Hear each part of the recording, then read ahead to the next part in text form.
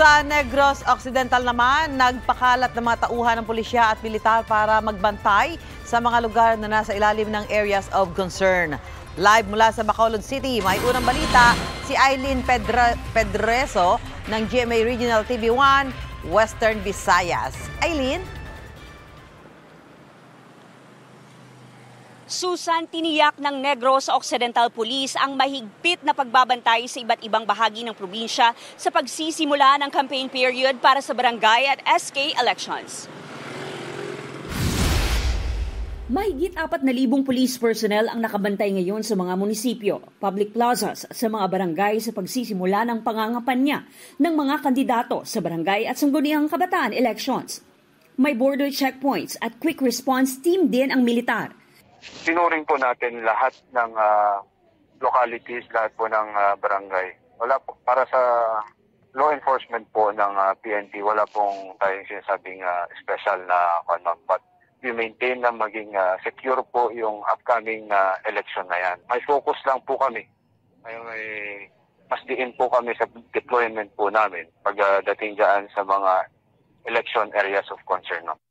Sa pinakauling report, 51 barangay ang itinuturing na areas of concern sa Negros Occidental. 3 dito ang nasa red category, 45 ang nasa orange category. May 3 namang barangay sa ilalim ng yellow category. Tututukan din ng pulisya at COMELEC ang vote buying at vote selling sa ilalim ng Kontrabigay Committee. Ayon sa COMELEC, mahigpit na ipinagbabawal ang pagbibigay o pagdistribute ng items na may halaga katulad ng t-shirt, bags, ballpens, pagkain at transportasyon sa mga campaign sorties o pagtitipon-tipon. Nananawagan din ang mga otoridad sa publiko na huwag matakot na magsumbong.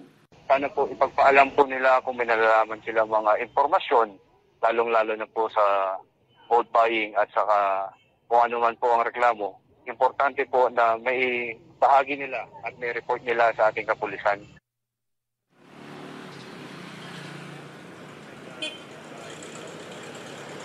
Hiling din ng otoridad ang kooperasyon mula sa mga motorista para sa COMELEC checkpoints. Yan muna ang latest mula dito sa Western Visayas. Susan? Maraming salamat, Eileen Pedreso. Mauna ka sa mga balita, bisitahin at mag-subscribe sa GMA Integrated News sa YouTube. Sa mga kapuso abroad, samahan nyo kami sa GMA Pinoy TV at sa www.gmanews.tv.